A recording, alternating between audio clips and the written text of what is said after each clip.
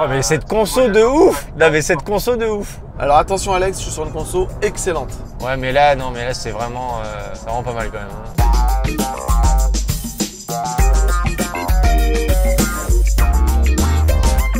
Bonjour et bienvenue sur la chaîne EV. Aujourd'hui, nouveau Ioniq 28 Challenge, encore un. Aujourd'hui, la voiture qu'on va tester, la voiture dont on va mesurer les consommations et essayer de calculer les autonomies, c'est la BMW i4 eDrive 40, donc en propulsion. Alors, on parle rarement de prix, mais là, de base, ça vaut 60 000 euros. Enfin, mais c'est des chaises en plastique de jardin c'est et ça. Des roues de vélo. Donc au minimum, tu es obligé de claquer au moins 5 ou 10 000 euros pour arriver à un truc qui est normal pour les autres marques. Et dans cette configuration, bah là, il y a 15 000 euros d'options. ouh, Ça revient donc à 75 000 euros dans cette configuration-là, en sachant que chez BM, c'est personnalisable à souhait. Couleur des sièges, options, tête haute, pas tête haute, machin, taille des jantes. Quelle jante, enfin. ça serait pas la voiture la plus chère qu'on a essayé depuis le début? C'est tout à fait la voiture la plus chère qu'on essaie depuis le début. Donc au niveau équipements principaux qui nous intéressent nous pour la consommation, de série, ça c'est de série, je tiens à le préciser, il y a une pompe à chaleur. Okay. C'est pas une option. De base, c'est équipé en 17 pouces. Là, on a une option, du coup, on est en 18 pouces. On a le pack M. Et ben, tu vois, c'est des petites, entre guillemets, des petits trous. Et ça reste très très joli. Bah ouais, parce que, voilà. Vive les berlines. Ça. Pas besoin d'avoir des gros pneus pour avoir du style. Autonomie, elle peut faire 590 km maximal dans la configuration la plus économique. Ouais. Mais là, celle-là, dans cette configuration avec ces jantes-là, elle fait 577 km d'autonomie en WLTP. C'est nul, 577. Moi, je fais 1000 km avec mon diesel sans m'arrêter. C'est ça.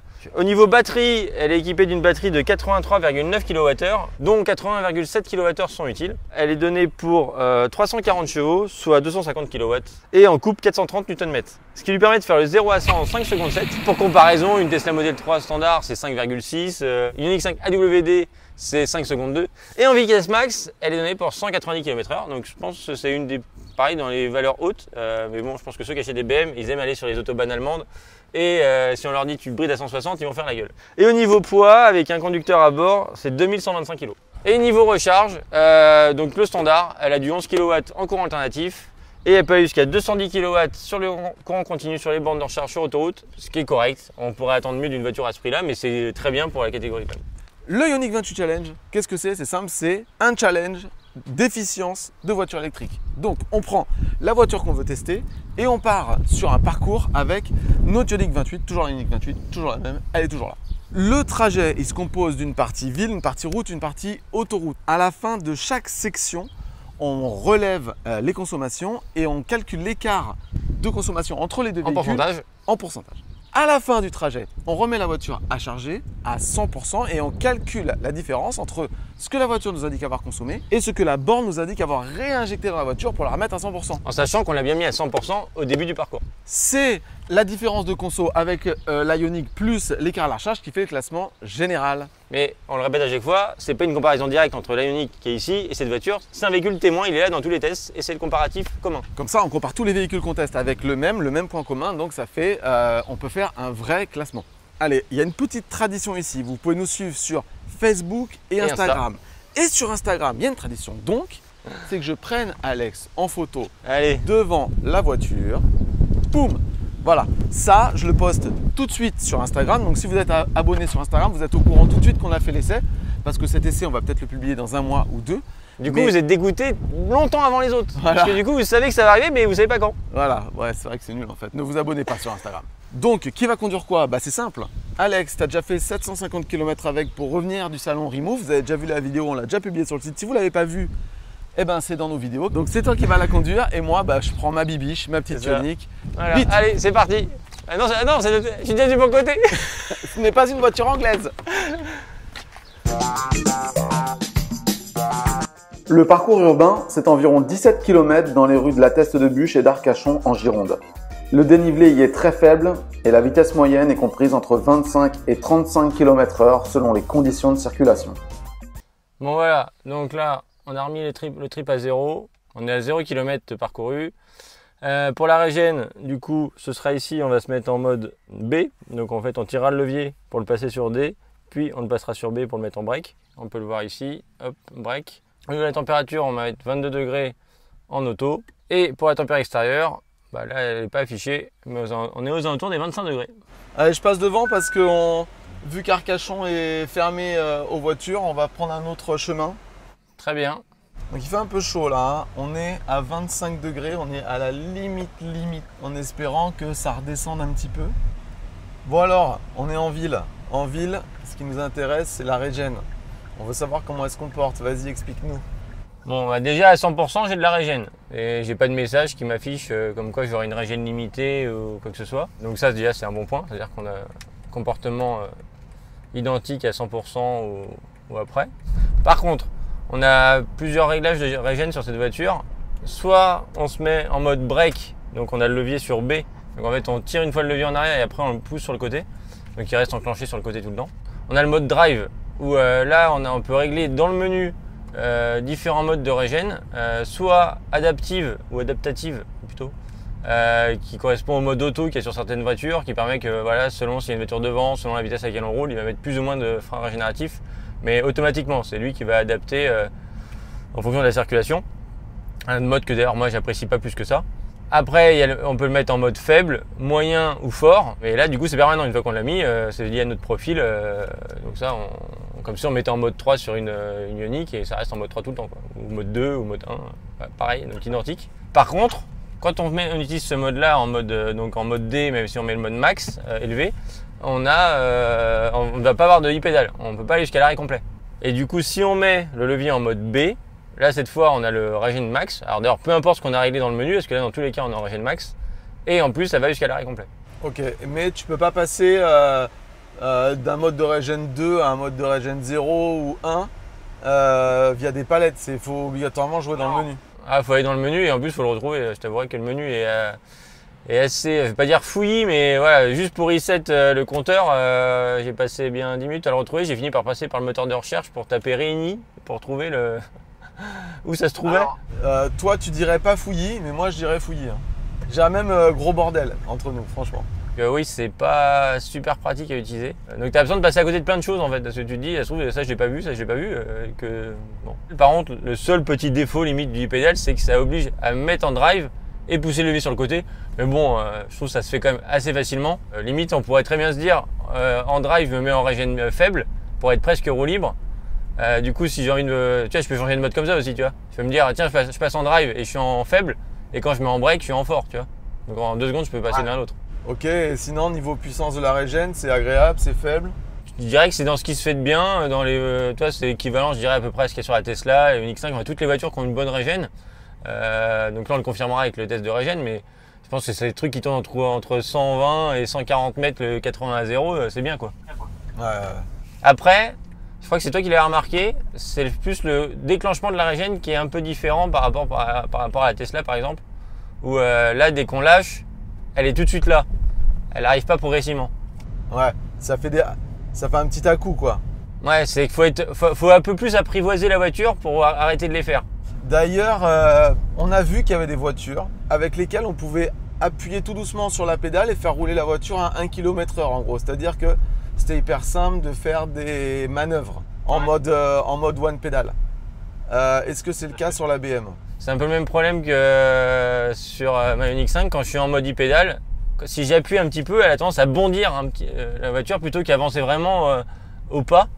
Et là, dans ce cas, il vaut mieux retirer le mode break et la laisser en rampage et gérer au frein plutôt que donc du coup gérer au lâcher de frein plutôt que lâcher à la pression sur la pédale, quoi. Vas-y, là, essaye de rouler le plus doucement possible là. Si, je m'en sors un peu quand même. C'est en marche arrière où ça me posait plus de problèmes. Bon bah ça va. En fait, ça va, franchement ça va. Ah, cela dit, moi, je l'ai garé enfin, voilà, je l'ai un tout petit peu conduit.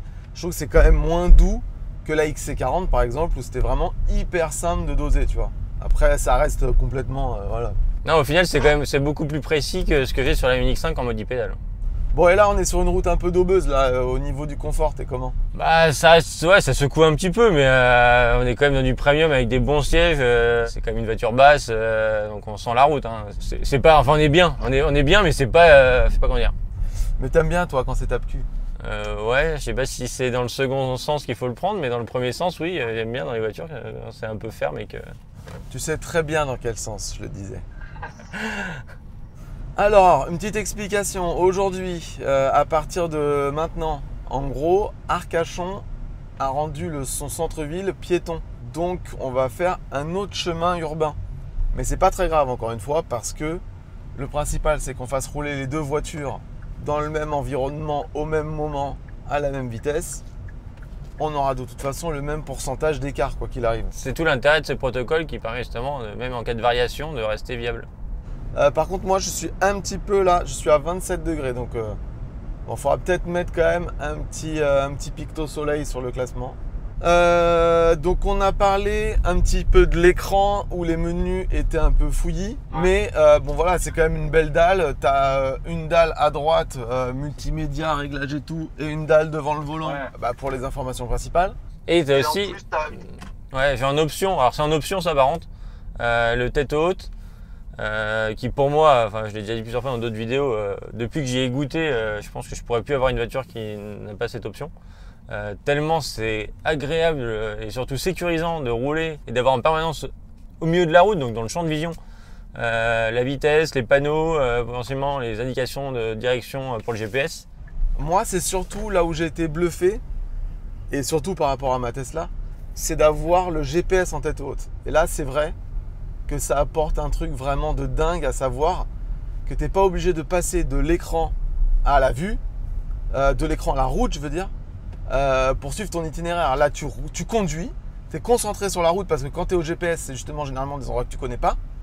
Donc, tu es concentré sur ta route et tu as dans ton tête haute l'endroit où tu dois aller. C'est parfait, quoi. Et en plus, sur la BM, il y a un truc qui est génial avec le GPS dans la tête haute. Ouais, un truc qui est fort avec cet écran tête haute, et je pensais que c'était pas possible d'ailleurs, vu que je l'avais pas sur ma voiture. Je me suis dit, bon, c'est qu'on peut pas communiquer Android Auto avec la voiture. Il peut juste afficher l'écran du téléphone et c'est tout. Bah en fait, cette voiture me prouve que c'est possible. Parce qu'en fait, quand on a Android Auto comme GPS, bah on a quand même l'affichage des directions sur les têtes hautes. Ce que la plupart des autres voitures ne font pas, parce que dès qu'on n'utilise pas le GPS de la voiture, bah, toute la communication avec l'écran central ou tête haute ne se fait pas. Bah là, elle se fait très bien. Ça, c'est top. Ça, c'est vraiment top. En sachant que Android Auto dans cette voiture est sans fil. CarPlay aussi, en théorie. On l'a pas testé, mais quand il y a l'un, souvent il y a l'autre. Donc ça, j'ai pas trop de doute là-dessus. Et ça, c'est vraiment une tuerie. On monte dans la voiture, on n'a rien à sortir. Tout est connecté. Bon, bah là, vous voyez, on fait un chemin différent d'habitude. Là, on se balade sur le port d'Arcachon. Et moi, j'ai mon voyant micro qui clignote. Et moi, j'ai une consommation qui est assez conséquente. Ah merde. Ouais, c'est assez élevé là quand même. C'est-à-dire en conso, t'es bien là? Je suis un peu haut par rapport à d'habitude, mais... Elle a une conso de Ioniq d'autoroute là, tu vois. Quoi, elle est à 24? Non, pas Ioniq 5. Ah non. Oui, d'accord.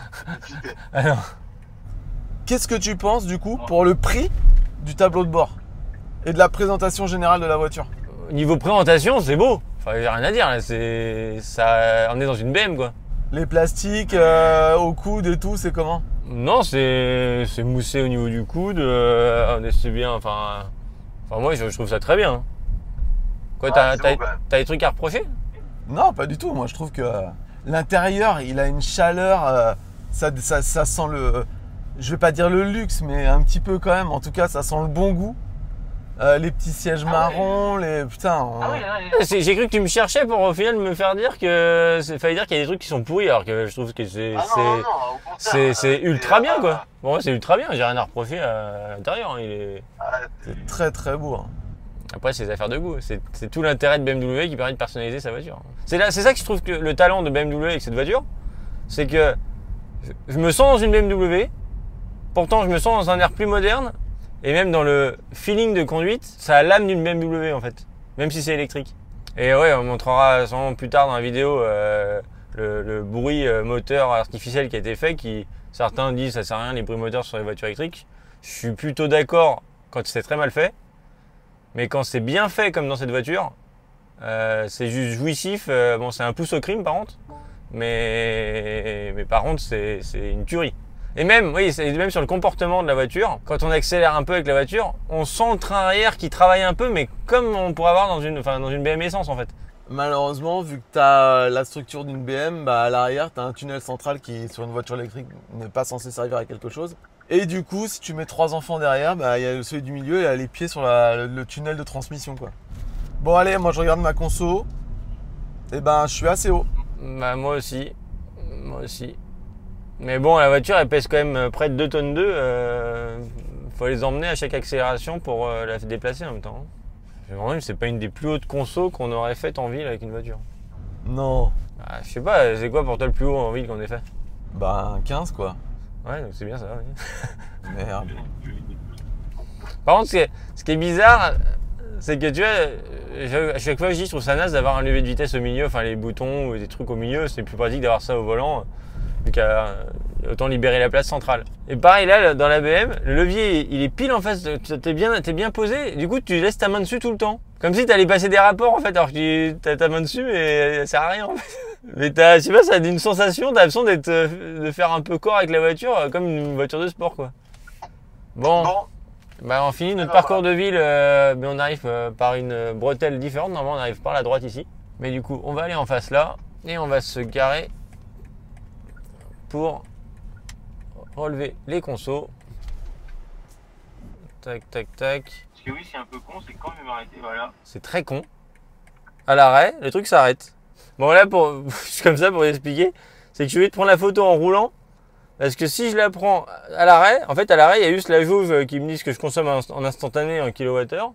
Mais la moyenne, allez savoir pourquoi, elle ne s'affiche que quand on roule. Si on est à l'arrêt, elle affiche rien. J'ai l'impression qu'on est plus ou moins dans les mêmes conditions qu'hier. Et pourtant on n'a pas du tout la même conso. Je pense qu'il y a un peu plus de sol. Là on a 27 degrés. Et hier on avait genre 23. Putain ça change pas tant que ça quand même. Mais j'ai l'impression que la clim est à bloc. Je ne sais pas.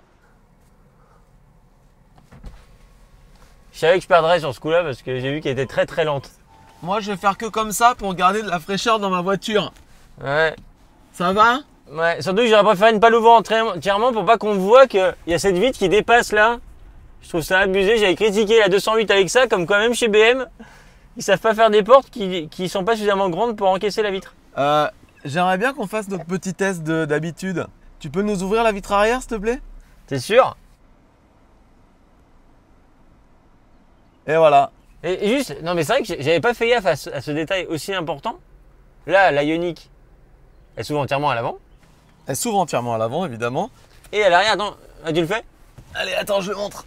Et à l'arrière, quand on baisse la vitre, ça va jusqu'au bout. Pourquoi? Parce qu'il y a un petit déflecteur. Alors oui, c'est moins beau, c'est moins esthétique. Mais en attendant, les passagers à l'arrière, ils peuvent être comme ça quand il fait chaud. Là, ils sont comme ça. Aïe, ça fait mal. C'est nul. Ou alors, ils essaient de glisser le bras dans la petite encoche. Le pire, c'est que là où tu peux passer le bras, il y a un loquet. Il y a un loquet. Ça n'existe plus, le loquet. Depuis quand on met des loquets, quoi? Le loquet de 1985, quoi. C'est des trucs qu'on dévissait pour mettre des trucs chromés ou des trucs à la con. Hein. Bref. Là, il y a du BM, on retrouve du BM, mais on retrouve aussi du vieux BM. Voilà, bon. Allez. Bon, j'expliquais que pour la conso, c'est un peu naze, parce que si je suis à l'arrêt, j'ai que la conso instantanée, mais pas la moyenne. Par contre, alors, c'est nul, mais là, ça t'indique combien tu consommes à l'arrêt. Ouais, en kilowattheure. Et là, tu consommes combien? 1,3. Par 1 kilowattheure par heure. C'est sympa quand même de voir que… C'est vrai. C'est sympa pour nous parce qu'on aime les chiffres. Je pense qu'une personne normale, elle en a rien à branler. Oh, oh j'ai dit branler. Non, j'ai dit branler. Ouais, ça me choque même plus, tu vois. Mais moi, j'adore le fait de savoir à l'arrêt combien elle consomme. C'est génial. Attends, faut juste que je retrouve le menu où je réinitialise les compteurs avant qu'on reparte. Pour que je prenne la photo juste quand on part et je réinitialise. Parce que déjà, il va sûrement augmenter. Donc, on se dit pas les consos, hein, comme d'habitude. Si vous connaissez la chaîne, vous le savez. Si vous connaissez pas la chaîne, salut. Ça va? C'est la première fois? Bonjour. Bienvenue, abonne-toi. Et puis, comme ça, tu verras toutes les autres vidéos. Tu peux dire que j'ai à peu près un quart d'heure le temps de trouver le menu où on réinitialise. Oui, mais en fait, moi, j'ai envie de rentrer chez moi avant la nuit. Non, mais j'aimerais y aller par le menu, pas par recherche, tu vois. Bon, allez, je vais faire du coup réinitialiser. Non, c'était pas réinitialiser. C'était initialiser. Voilà, période donnée de conduite. Donc c'est là. C'est bon, je suis prêt. Ah, pardon, ça y est, il a fini. Je suis prêt à appuyer. Ok, donc, on va partir sur le trajet routier maintenant. Ouais. Allez.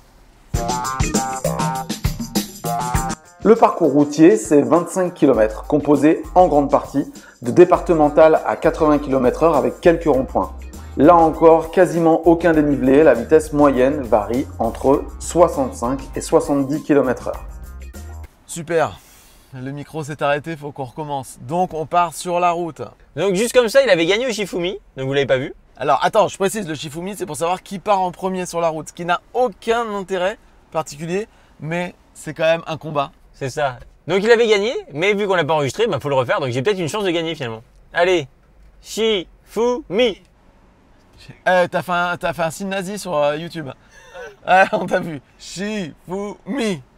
Putain, mais. En fait, je réfléchis. Pourquoi je réfléchis? Allez, on se barre.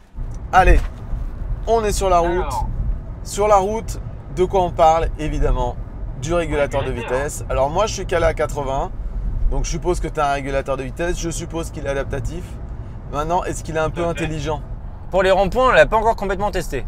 Alors pareil, il y avait tellement d'options sur la BM que la version qu'on a, elle a, je crois, quasiment tout ce qui aide à la conduite. Mais c'est des options, donc ça se trouve, il y aura une partie que vous avez, une autre que vous n'avez pas. Je ne connais pas toutes les possibilités. Qu'il y a dans la configuration actuelle qu'on a, elle lit les panneaux. On peut soit faire en sorte que dès qu'elle voit un panneau, elle se cale à la vitesse du panneau, soit lui dire affiche-le moi, mais c'est moi qui choisis de mettre à la vitesse. Et dans ce cas, il y a juste à appuyer sur le volant, ça c'est très bien. Comme sur la Mégane, on a le bouton 7. Et d'ailleurs, sur la tête haute, il y a le petit panneau avec marqué ah si, il me montre qu'il y a un rond-point devant. Si je fais 7, ah là, il m'a dit ah, je peux valider rond-point et panneau. Là, j'ai rond-point qui est validé encore. Attends, je vais essayer là. Attends, rond-point validé, ça veut dire qu'il va ralentir dans le rond-point? Attends, j'ai 7 panneaux 50, rond-point 7. Vas-y, on va voir. Il y a une auto-école, je vais essayer d'éviter de. Ouais, je vais attendre, sinon je vais me faire l'auto-école. On essaiera un autre moment. Hein. On essaiera sur la route landaise, là. Tu auras tout l'espace libre devant toi. Donc, soit la voiture se cale toute seule à la vitesse, soit il affiche le panneau, enfin, son panneau il l'affiche dans tous les cas, et je peux appuyer sur 7, et d'un coup, paf, là j'ai 7, et du coup, c'est calé à la vitesse. Et dans les menus, alors c'est ce que j'avais fait pour voir si ça fonctionnait bien, j'ai géré pour que ça augmente de 2 km/h la vitesse par rapport au panneau, pour voilà, avoir un petit décalage par rapport à la vitesse au choix quoi. Donc quand tu lances ton régulateur de vitesse, il se met tout de suite à la bonne vitesse ou c'est à toi de lui dire à combien tu dois rouler? Alors, si tu le mets en auto, il va se mettre aux vitesses des panneaux. Par contre, si tu le mets en manuel, il se met à la vitesse à laquelle tu roules au moment où tu le mets en route. Mais tu peux appuyer sur 7. Et toi, tu peux appuyer sur 7 dans la foulée et paf, il va se mettre à la vitesse du panneau qui est affiché sur l'écran. Ou sinon, tu montes manuellement à la vitesse que tu veux quoi. Donc nous, c'est le mode de fonctionnement qu'on préfère. C'est-à-dire, c'est pas la voiture qui décide, mais elle nous aide beaucoup. Et c'est à nous de choisir si oui, on veut synchroniser avec les panneaux ou non, parce qu'elle a mal lu et on veut pas synchroniser avec les panneaux. C'est ça, parce qu'il y a des moments, ça peut être très chiant. Il y a un endroit où la carte n'était pas forcément à jour. On peut rouler à 110, sauf qu'avant, il y avait des ronds-points à cet endroit-là. Du coup, là, elle arrête pas de te mettre à 50 et du coup, tu galères pour réussir à remettre le régulateur à la vitesse que tu veux parce qu'en fait, elle arrête pas de se recaler. Et là, au moins, t'es maître à bord et surtout qu'en 2 secondes, tu te mets à la vitesse. Voilà. Ouais. Par contre, par rapport au road trip qu'on a fait, je n'ai pas vu détecter des panneaux sur des bretelles de sortie avec la flèche en me disant cette vitesse-là, c'est pour la sortie. Il y a des fois, elle a pu le détecter comme vitesse active en ce moment en fait. Ouais, ça c'est pas top. Comme font beaucoup de lecteurs de panneaux quoi. Par contre, le suivi de ligne, j'ai trouvé plutôt efficace sur l'usage. Donc j'ai hâte de tester le Lane Assist Challenge avec la voiture. On va voir vraiment ce qu'elle donne sur nos épreuves. Mais en tout cas, pour le moment, j'ai trouvé ça plutôt concluant. Ah oui, Azan, et un détail qui a plus que son importance, qui était oublié de me demander. Ah oui, mais attends, tu crois que j'allais l'oublier ou quoi celui-là? T'es fou dans ta tête. Est-ce que par bonheur, BMW aurait mis un volant capacitif dans cette voiture? Alors oui, il suffit juste de le caresser, de le toucher, tout ce que vous voulez, mais il n'y a pas besoin de forcer dessus. Du coup, il te regueule quasiment jamais parce qu'il était tout le temps là en fait. C'est-à-dire que pour maintenir le Lane Assist actif, il faut prouver que tu es attentif. Sur toutes les voitures d'ancienne génération et encore beaucoup de générations actuelles, il faut bouger un peu le volant pour dire que tu es toujours attentif. Et sur les nouvelles voitures, eh ben, le simple fait de tenir le volant maintient le Lane Assist en route. Et ça, c'est parfait. Donc, ta voiture, elle gère les panneaux. Ok, il y a un régulateur adaptatif intelligent. Très bien. Lane Assist, il a l'air de bien fonctionner. Le volant est capacitif. Donc là, tu es sur un truc. Au niveau des aides à la conduite, c'est le kiff là. Ah, c'est parfait. Franchement, tu fais un tour de rond-point là? Ouais, je refais un tour, vas-y. Ah bah super, on va faire, voilà. Allez, je reste derrière toi, on y va. Oh là là, on fait le manège, hein? Ouais. Elle est où la queue de Mickey? Pourquoi tu prends un accent toujours bizarre dès que tu veux faire des trucs bizarres? Mais parce que je suis comédien. Je sais jouer toutes les régions de France. 9 et 78. Ah, une caméra qui s'est éteinte? Non, je te filme. J'ai le cul propre, je l'ai lavé tout à l'heure. On n'a pas vraiment envie de savoir comment tu gères ton hygiène corporelle, Alex. Je vais parler bien de la voiture, hein, qu'il n'y ait pas d'ambiguïté. Mais c'est marrant, il y a beaucoup d'ambiguïté à chaque fois, mais jamais volontaire a priori. Quand tu vas faire ton test du régulateur au rond-point, je ne le saurais pas vu que ça capte pas là-bas. Et t'es triste? Bah ouais, parce que ça m'intéresse, tu vois. C'est le genre de choses que j'aime. Ça, en pire, tu le verras en conditions réelles lors de notre test Lane Assist Challenge qu'on va faire à l'issue de ce test. Ouais, mais par contre qui sera publié. Là, on a 3 voitures, il en faut une 4e pour faire une vidéo. Donc on ne sait pas quand on aura la 4e. Et t'es à quelle vitesse là? Ah, ça y est, on ne s'entend plus. Nous sommes dans la zone morte. Bon alors, il s'est passé quoi dans le rond-point? Bah, il s'est passé que j'ai coupé le truc parce que sinon je faisais un saut. En fait, arrivé vers le rond-point, elle m'indique ça va être 70, tu veux te mettre à 70? Je fais ouais, ok. Et là après, bah rien. Je fais bon, bah je vais l'éteindre le truc. T'aurais dû pousser jusqu'au bout pour voir, t'aurais dû être sûr, je pense. Ouais, enfin être sûr qu'au céder le passage, ils me disent ouais, maintenant c'est 50 et je prends le rond-point toute seule. Ouais, mais non. On va voir si celui-là c'était mieux parce que je crois que tout à l'heure celui-là il m'avait détecté. Là, il me dit rond-point. Là, il me dit rond-point. Bon, j'ai validé. On va voir. Elle ralentit. Elle ralentit toute seule là. Là, je fais rien. Mais t'es obligé de valider à la main pour gérer le rond-point. Je sais pas, il y avait la vitesse aussi, alors il faudra que je reteste. Là, je fais rien. Attends, mais là, t'as fait quelque chose là? J'ai rien fait, là, je tourne juste le volant là. Ah déjà, elle est moins... Ah non, t'es à 30 aussi. Je suis à 26. Par contre, il faut accélérer là. Ouais, là c'est bon, accélère. Les gens derrière, ils doivent se dire, mais qu'est-ce qu'il fait? Non, donc c'est... Donc elle a géré le rond-point. Ouais, là la chicane c'est elle. Non mais le rond-point, elle l'a passé, putain, merde, c'est vachement bien. Donc en fait, ça affiche le rond-point, mais il y a déjà la petite case verte cochée à côté. Donc ça veut dire que ça, il l'a auto-activé. Et par contre, il y a la vitesse qui n'était pas cochée et qui me disait 7. Est-ce que tu veux la prendre? Voilà, tu vois, là on est en courbe ici. Voilà, ce truc qu'on peut tester un peu de roulis. Franchement, bah, c'est une BM, de toute façon. Hein, on sent qu'on est posé. Hein. Les sièges, on est bien, les bons baquets, on est bien calé. Allez, petite portion à 90. Ouais. Et là, on arrive donc à notre fin de tronçon de route. Il faut que ta voiture ait braque. Je vais me mettre à côté de la petite 208. Tac. Donc là, rebelote, ça va être amusant. Il va falloir que je recule et que je ravance pour réussir à faire la photo de la consommation. Bon, bah, je raccroche. Bon, bah, c'est quand même beaucoup mieux sur route. Donc la clim doit y être pour quelque chose. On n'est pas bien là, les grillons et tout. J'ai fait beaucoup mieux là qu'en ville. Ah ben moi il n'y a pas photo là, j'ai fait beaucoup mieux. On va mettre un avertissement. On a tous les deux fait un meilleur score sur route qu'en ville. Donc preuve que le soleil qu'il y avait, parce que là c'est un peu plus couvert. Tout à l'heure il y avait du soleil, les clims devaient tourner un peu à bloc et voilà. En tout cas ouais, ça me rassure un peu parce que j'étais un peu inquiet vu les consos super qu'elles faisaient sur la route. Bon bah voilà, donc on est arrivé en fin de route. On se dit pas les consos comme d'habitude, on se les dira à la fin lors de la séquence qu'on appelle les consommations. Je trouve qu'on a trouvé un nom qui correspond bien. Donc maintenant, ce que je propose, c'est qu'on éteigne les caméras. Et qu'on rentre chez nous et qu'on aille sur le positif parce qu'il fait chaud. Non, on éteint les caméras et on fait l'autoroute. Allez. Il veut toujours dormir, c'est un truc de fou, je comprends pas. Le parcours autoroutier, c'est 90 km en aller-retour sur l'A660, puis l'A63 en direction de l'Espagne. Il y a du dénivelé, mais le point d'arrivée est à la même altitude que le point de départ. La vitesse moyenne est généralement comprise entre 110 et 120 km/h. Moi, je propose qu'on arrête les Shifumi. Est-ce que tu gagnes? Tu gagnes et donc tu veux pas... On fait un dernier Shifumi. Celui qui gagne ce Shifumi-là a gagné tous les Shifumi de l'univers. Ah, carrément. Vas-y. Shifumi. Ah, j'ai fait feuille. J'allais faire ciseaux et au dernier moment, j'ai hésité. Il fait hop. Ça, c'est ciseaux. Bon, bah... Je pense que le Shifumi n'est pas fait pour moi. Bon, eh bien, je passe en premier. Allez, on va écouter le beau bruit de la BMW. Oh, c'est énorme. Franchement, c'est énorme. On est d'accord que ça, c'est vraiment un pouce au crime. Mais c'est tellement bon, en fait. Mais c'est là où c'est fou, parce que ça pousse moins que ma voiture du quotidien. De pas grand-chose, un petit peu, mais ça pousse quand même un peu moins. Mais pourtant, il y a cet effet placebo de ce son qui est tellement bien fait, qui rajoute de l'émotion, en fait, la sensation. Comme quoi, là, je peux pas contredire ceux qui disent ouais, mais un moteur thermique, il y a la sensation du bruit, d'un 6 cylindres en ligne ou autre. Mais quand un son est bien fait, bah, on peut retrouver cette émotion-là. Et là, dans la BM, ils ont, pour moi, vraiment réussi ça, quoi. Bon, pareil, quand tu changes de voie, le pilote se remet en route tout seul. Hein. Ouais, c'est pas comme une Tesla.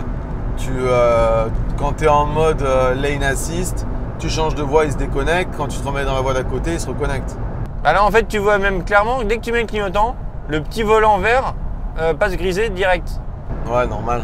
Par contre, si t'es pas bien aligné dans les voies, il a tendance à pas réussir à se remettre tout seul. Faut quand même, hop, tu le remets bien et après, il reprend ses petits coups. Bon, donc on est sur l'autoroute. Cette voiture a participé à la battle des planificateurs contre une Tesla Model 3 et une XC40. Ce qui veut dire qu'elle a un planificateur. Donc toi, c'est toi qui as conduit la voiture sur l'autoroute sur 750 km. Qu'est-ce que tu as pensé du planificateur? Déjà, elle en a un. On peut quand même commencer par là. Elle en a un. Donc elle a un GPS qui va te dire, qui va te fractionner ta route en plusieurs étapes en te disant recharge-toi là, recharge-toi là. Sauf qu'il est assez limité. Là, elle nous met, voilà, il faut 6 heures par exemple pour aller à Paris. Et là, elle nous propose des bornes, mais on ne peut pas les filtrer. Même au départ, on ne peut pas dire je veux pas celle-ci ou pas celle-là. Et une fois qu'elle a proposé ça, on ne peut rien changer de ce qu'elle a proposé. Et les informations sont très succinctes parce qu'on sait juste à cette borne, il faudra que tu t'arrêtes tant de temps. Mais on ne sait pas à combien de pourcents on y arrivera. La seule chose qui nous donne en pourcentage, c'est le pourcentage à l'arrivée. Donc au final, quand on s'arrête, bah, c'est un peu à l'aveugle. Bah, elle m'a dit de m'arrêter 30 minutes. Donc 30 minutes, ça correspond à quoi? Si la borne n'a pas la puissance délivrée attendue, 30 minutes, c'est peut-être pas suffisant, je sais pas. Il y a des mises à jour qui vont arriver, nous a annoncé BMW, qui devraient encore améliorer ça. Enfin, ça me paraît évident en fait, parce qu'ils ont déjà le bon début, mais il manque beaucoup de choses. Mais dans l'état, c'est pas à mettre entre toutes les mains. On peut pas dire quelqu'un qui arrive dans cette voiture va à Paris, c'est finger in the nose. Ça, non, pas du tout. Oui, mais attention, cette voiture, elle préconditionne sa batterie pour les recharges. Tu as tout intérêt quand même à naviguer avec le GPS de la voiture, comme ça elle sait que tu vas à une borne et elle peut lancer le préconditionnement. Justement au niveau de la charge, sur autoroute, c'était combien de temps elle est donnée pour une charge 10-80%? Alors 10,80 elle est donnée pour 31 minutes. Ça semble assez cohérent avec les charges que j'ai faites. Et en sachant que c'est 31 minutes pour charger 70%, parce que c'est 10-80%, pour charger une batterie qui fait 80 kWh. Et donc tu as pu suivre un peu toutes tes charges sur l'application BMW ou pas? Bah ouais, alors ça c'est vraiment top. Parce qu'en plus, il faut savoir que bon, on avait un badge BMW pour charger, mais qui n'était pas relié à mon compte ni quoi que ce soit.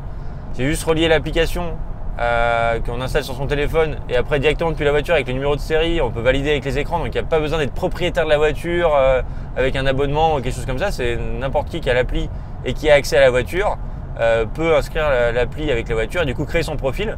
Et dans l'appli, on peut faire un peu comme on peut avoir sur Tesla. Regarder la pression des pneus, on peut allumer par exemple les phares pour qu'il fasse des appels de phare pour peut-être trouver sa voiture dans un parking. Et surtout, ça c'est la première fois que j'avais ça, on avait toutes les charges qui ont été effectuées sur la voiture, avec à quelle heure je l'ai mis en route, à quelle heure je l'ai coupé, combien de kilowattheures j'ai pris. Donc c'est vraiment très complet, très bien du coup pour calculer un peu ses consommations, faire son suivi, etc. Ok. Et en plus avec cette appli, on peut, le téléphone s'il est compatible, mais elle peut servir de clé. Comme on a sur par exemple Tesla. Elle s'ouvre avec approche vers la voiture et elle se ferme avec éloignement. Et si on a associé la clé à un profil, bah, et carrément quand on s'approche, la porte de la voiture s'ouvre et le siège et tous les réglages se mettent en place avant même qu'on ait ouvert la porte. Donc ça c'est top, si on a plusieurs profils avec sa femme ou quoi, paf, on arrive, avant même qu'on arrive, tout est réglé, c'est top quoi. Bon sinon niveau sonore? Non, bah là on est dans une BMW, hein. Ça on peut, enfin franchement ça va, on a des tout petits brideurs au niveau des rétros, mais ça comme je pense qu'il y a toutes les voitures longues, et c'est très léger, c'est histoire de dire ah oui j'entends, c'est pas complètement inaudible. C'est dans les meilleures isolations, je pense que j'ai pu conduire. Enfin, tu doubles pas là? Non, on sort là. Ah. Attends, je la laisse ralentir. Il est en BMW. L'un il a envie de doubler tout le monde quoi. On double là, on double. Ah là là là là. C'est vrai que, enfin, moi ce que je retiens vraiment de cette voiture, c'est vraiment le plaisir de conduire. Comme par hasard, c'est le slogan de BMW, dis donc.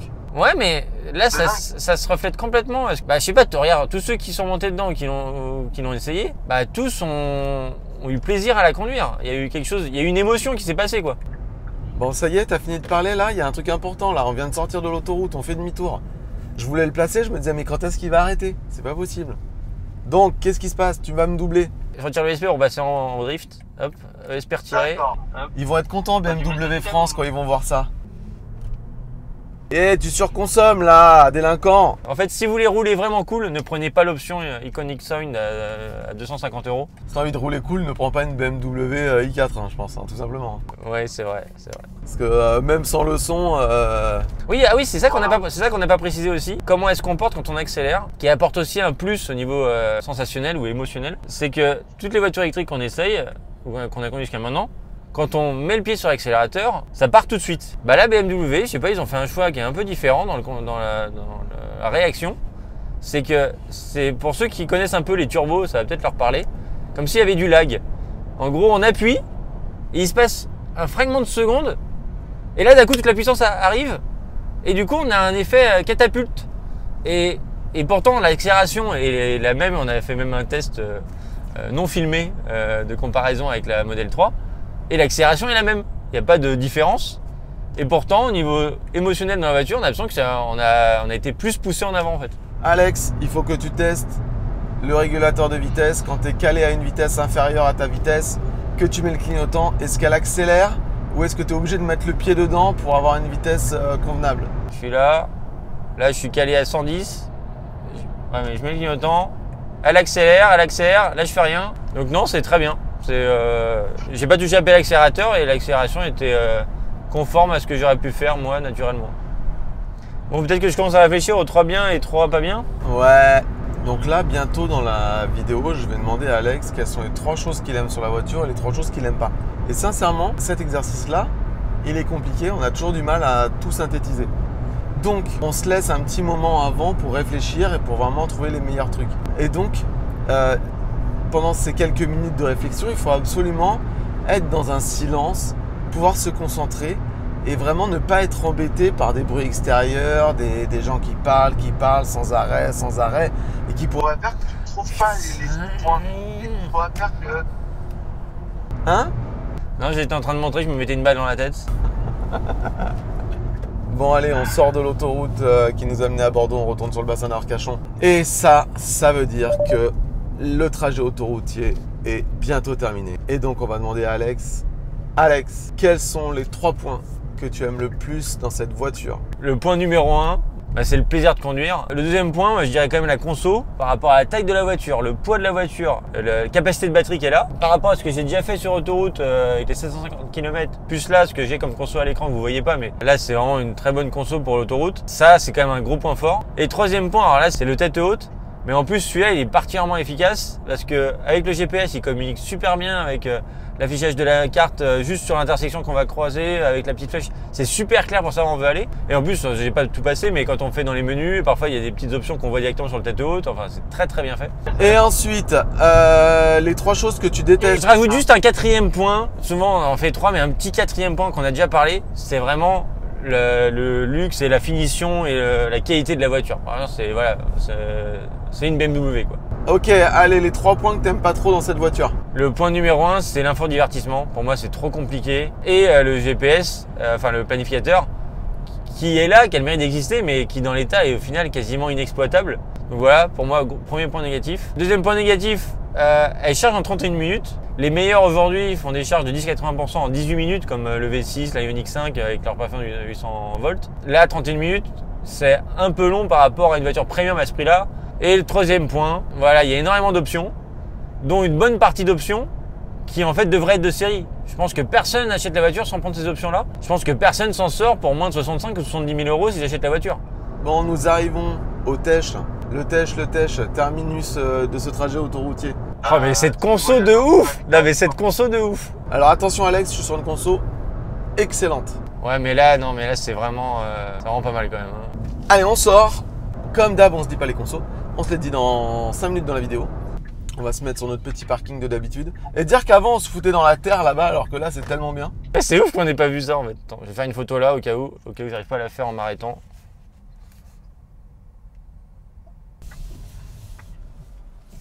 Ok. Allez, je raccroche, bim. Pourquoi je me décroche moi? Voilà, je bats mon record de conso sur autoroute avec une conso complètement tarée. C'est marrant en fait, quand tu testes la voiture, je me dis bon c'est normal qu'il parle, machin, il va parler des trucs. Mais même quand tu es dans la Ioniq, tu trouves plein de trucs à raconter tout seul. Non, mais là je rebats mon record. Et je comprends pas trop. En fait, il y a la bonne température pour que la batterie soit top, mais pas trop de rayonnement pour pas que la clim bouffe à mort. Ouais. De toute façon, les deux ont les mêmes conditions. C'est toujours pareil. Hein. Oh, une Tesla modèle 3 blanche. Ah, c'est super rare. Bon, t'es content là. Enfin, je m'attendais pas aussi. Enfin, ouais. Alors attends, juste une question. Par rapport à ta conso autoroutière de notre road trip, Là, je suis en dessous. on se casse. On va mesurer sa petite régène à celle-là. Et après? On va remettre la voiture à charger, donc cette petite BM, et on va calculer la différence entre ce que la voiture nous indique avoir consommé et ce qu'il faut lui réinjecter pour la remettre à 100% pour calculer l'écart à la recharge. Parce que ça se trouve, son compteur, il ment. On va voir.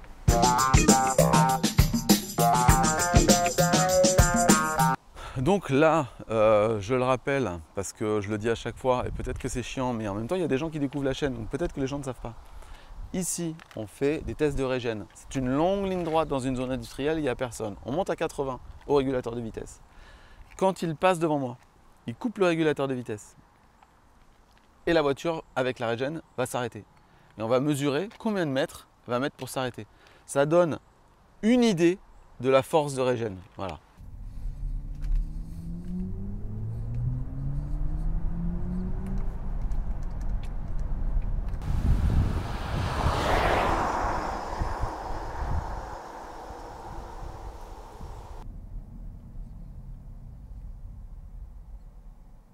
« 138 mètres, voilà. »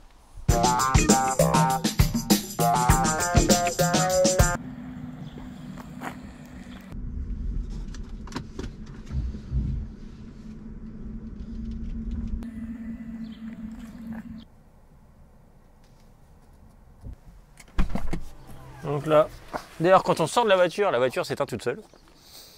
Et elle met le frein de parking. Tout à fait. On peut ouvrir le coffre comme ça, normalement. Bon. On peut ouvrir le coffre comme ça.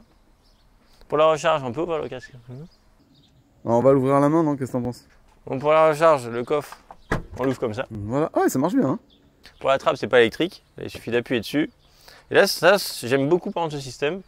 C'est qu'on a les deux capuchons pour le type 2 et pour le CCS. Donc, type 2, CCS. Donc ensuite, le câble. Il est épais parce qu'en fait, la voiture charge en 11 kW. Et donc, pour charger en 11 kW, il faut être en triphasé. Donc là, on branche ça sur notre borne 7 kW en courant alternatif. Et on va attendre qu'elle soit chargée à 100% pour calculer l'écart à la recharge. Bon, et ben voilà, on arrive au moment le plus important de cette vidéo, à savoir combien est-ce qu'elle a consommé cette petite mémère. Et par contre, il faut qu'on se dépêche parce qu'il va bientôt pleuvoir et on veut pas finir sous la pluie. Allez, on se dépêche, on attaque alors tout de suite par la ville. C'est parti. Allez, on regarde les téléphones parce que normalement on le note sur un papier, mais là on va se faire saucer. Alors on regarde les photos qu'on a prises pendant le trajet. Ouais, ça pleut là-bas dur. Vas-y, dépêche. Oh dépêche. putain, vite, vas-y, c'est n'importe quoi. Alors la ville. Alors, on a fait 16 km. Ouais, un parcours différent, mais c'est la même. Le trépied il bouge pas, c'est bon. Parce que c'est la tempête là. C'est n'importe quoi. Vitesse moyenne 29 km/h. Et moi, avec la Ioniq 28, j'ai consommé 10,2 kWh au 100. C'est un peu plus que d'habitude. Bah moi, je trouve que c'est énorme pour une voiture en ville. J'ai fait 16,1 en ville. Ouh, 16,1 en ville. Mais sincèrement, on pense vraiment que là, la ville, il y a eu un petit problème. Ouais, le soleil qui tape, le préconditionnement de l'habitacle. Un peu donc, comme avec les Tesla, toit ouvrant, vitré. C'est ça. Les consommations s'affichent en bas de l'écran avec les différences en pourcentage. On va passer tout de suite à la route. Donc la route, comme d'habitude, 25 km. On l'a faite en 64 km/h de moyenne, donc c'est vraiment comme d'habitude exactement. Et là, pour le coup, vu qu'on roulait un peu plus et que ça s'est couvert, j'ai fait 9,8 sur la route. Et moi, bah, là, ça s'est vraiment amélioré. J'ai perdu 3 kWh au 100. J'ai fait 13,3. Donc là, c'est déjà plus honnête pour la route. C'est même plutôt pas mal. Maintenant, on passe à l'autoroute. Là où enfin, je pense que c'est quand même son domaine de prédilection. C'est pour ça qu'elle a été conçue. Ouais. Alors, on le rappelle, on fait beaucoup de tests conso. On a déjà fait une quinzaine, on va en faire d'autres. On fait des road trips, etc. Donc, n'hésitez pas à vous abonner. Si on vous demande à vous abonner, c'est pas pour la gloire et la fame, c'est pour… Un peu quand même. Ouais, mais non. C'est surtout parce que plus on a d'abonnés, plus on peut avoir des voitures, plus on est crédible. Et plus on peut les garder longtemps aussi. Voilà, et du coup, faire des tests plus complets. En vous abonnant, vous nous aidez vraiment à faire des tests plus intéressants. On se dépêche parce qu'on va vraiment se faire saucer la gueule. C'est ça. Sur l'autoroute, un trajet de 87 km à 114 km/h de moyenne. Donc c'est ça qui est ouf parce que c'est le même trajet, à la même vitesse que d'habitude. Et la Ioniq, elle a pété un score de malade. Elle a fait 14,2. Je viens de voir le chiffre.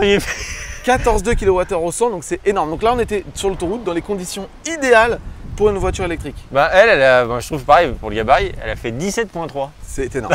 Alors 17,3, c'est le troisième. Pour une voiture qui fait quand même 2 tonnes de presque. Ouais. C'est pas négligeable. Quoi. Tu sais quoi, cette voiture, elle sent l'optimisation Tesla. C'est-à-dire que on sent que peut-être en ville, c'est pas vraiment fait pour, et que plus tu vas dans les vitesses hautes, et plus tu vas, moins tu vas consommer. Encore une fois, ben voilà, il n'y a pas de secret, peut-être qu'il faut y réfléchir. C'est une berline, c'est aérodynamique et donc à haute vitesse, moins de résistance au vent, moins de consommation. Mais il y a aussi, alors j'ai pas tous les détails, mais il semblerait que c'est un moteur à changement magnétique, j'ai pas tous les détails techniques, mais il semblerait qu'il est justement fait pour à magnétisme variable, je crois que c'est ça le terme technique, et du coup qui permet justement de moins consommer à haute vitesse. Cool, et c'est réussi. Ça c'est réussi. Sachant que quand on a fait le road trip, tu avais une consommation moyenne de 19,1 si je dis pas de bêtises. 19,1 sachant qu'il faisait 40 degrés, que évidemment on faisait du 130 sur des beaux bien plus Après, il faut distances. aussi voir que là tu as fait 14,2. Donc elle, le 17 qu'on a fait là, il va remonter pour être évalué. Donc au final, on va peut-être pas être si loin des 19 que j'ai fait, on va peut-être être dans les 18 et quelques. Et donc au final, ça ressemble. Mais d'ailleurs, ça serait pas maintenant qu'on voit les chiffres de consommation officiels de notre protocole pour cette BMW i4? On les voit ou on les entend? On les voit et on les entend. Vaut mieux que les voir peut-être, non? Tous les sens. Allez, les chiffres. C'est parti. Allez, c'est parti pour les stats. Et cette fois, c'est pas Alex qui s'y colle. D'abord, on met à jour les consos moyennes de la Ioniq 28. Comment ça se passe? C'est simple, on prend les 16 derniers essais plus celui d'aujourd'hui et on met à jour la moyenne de toutes les consos ville-route, autoroute de la Ioniq 28. Ensuite, on calcule les consommations normalisées de la BM i4. Alors comment ça se passe? On prend les consos moyennes de la Ioniq 28 depuis le début et on applique les pourcentages qu'on a relevés aujourd'hui lors de notre test conso. Ce qui nous donne en ville une consommation de 14,9, sur route une consommation de 14 et sur autoroute une consommation de 19,3 kWh au 100 pour une consommation mixte de 16,1 kWh au 100. Alors entre la température qui était supérieure aux 25 degrés de notre protocole, le toit ouvrant qu'on n'a pas pu occulter à cause de la GoPro collée sur la vitre avec la ventouse et à cause du soleil qui régnait le jour de notre test, on pense vraiment que la BMW i4 peut faire mieux en ville. Ces consommations donnent des autonomies de 542 km en ville, 576 km sur la route, on est au niveau du WLTP, et 418 km sur autoroute et 293 km de 80 à 10%, c'est-à-dire entre deux bornes. C'est plutôt pas mal, c'est le meilleur score de toutes les voitures qu'on ait essayé depuis le début. Et on le rappelle, charger au-delà de 80% en charge rapide, c'est inutile parce qu'au-delà de 80%, la puissance de charge diminue trop fortement et il est plus intelligent de se débrancher et rouler jusqu'à la borne d'après plutôt que d'attendre de monter à 100%. On passe à la recharge. Donc, pendant tout notre test, la voiture nous a indiqué avoir consommé 30,23 kWh. On a rebranché la voiture sur notre borne AC 7 kW mid et on l'a remise à 100% et la borne nous a indiqué avoir réinjecté 34,02 kWh, ce qui nous donne un écart à la recharge de 12,5%. C'est très bon. Les meilleurs scores sont entre 10 et 14%. Ce qui nous donne une conso mix plus écart à la recharge à 18,1 kWh au 100. C'est ce chiffre qui compte pour notre classement. Et justement au niveau classement, la BMW i4 iDrive 40 se classe 12e sur 17. Le classement le voici. La BMW donc se classe 12e. Elle est entre la Renault Mégane E-Tech 22 qui consomme moins mais qui a un écart à la recharge plus important et la Zoé R110 qui elle aussi consomme moins mais a un écart à la recharge énorme. Notre protocole implique un essai entre 15 et 25 degrés. Or, lors de notre essai, on l'a vu, la température est montée jusqu'à 28 degrés. C'est pour ça qu'on a mis un petit picto rouge de température élevée sur le classement de la BMW i4. Allez, on passe au temps théorique pour faire 1000 km et la BMW i4 excelle avec un temps de 10h04. Elle se place à la deuxième place devant la Model Y, mais derrière la Kia EV6 qui charge plus vite. Néanmoins, tout se joue à quelques minutes. Au niveau de l'écart relevé entre notre consommation mixte et la consommation donnée WLTP pour la BMW i4, on remarque un écart de moins 13,2%, ce qui est plutôt mauvais. Au niveau du classement du freinage régénératif de 80 à 0 km/h, la BMW i4 se classe 4e avec 138 mètres pour passer donc de 80 à 0 km/h. Elle est vraiment dans la bonne moyenne. En gros, on peut considérer qu'entre 120 et 150 mètres, on a affaire à une régénération forte mais agréable. En dessous de 120, ça devient un petit peu trop fort et et au-delà, c'est un petit peu trop faible. À chaque nouvel essai, la consommation moyenne de la Ioniq 28 évolue et donc toutes les consommations de tous les véhicules qu'on a essayés évoluent eux aussi. Donc je vous invite à retrouver tous les chiffres mis à jour sur notre site lachaînev.fr.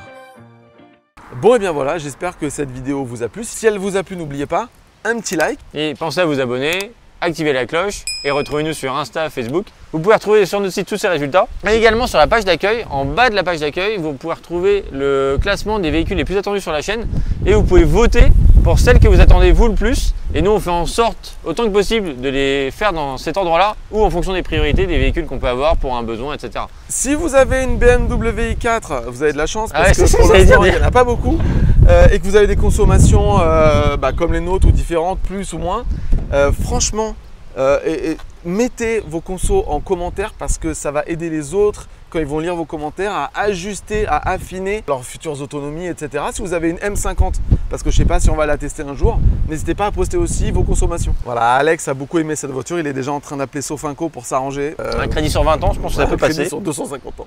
Bon bah voilà, à une prochaine vidéo, j'ai envie de dire. Bah ouais, allez, à la prochaine, ciao. Salut.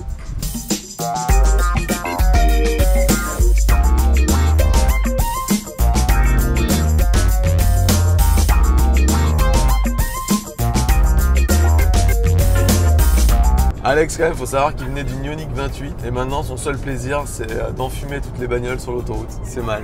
Et ça, c'est à cause de BMW. Je pense qu'ils doivent mettre des filtres d'habitacle, des trucs pour te rendre un peu plus con en fait. Accéléré. En fait, il y a une drogue en fait dans la voiture.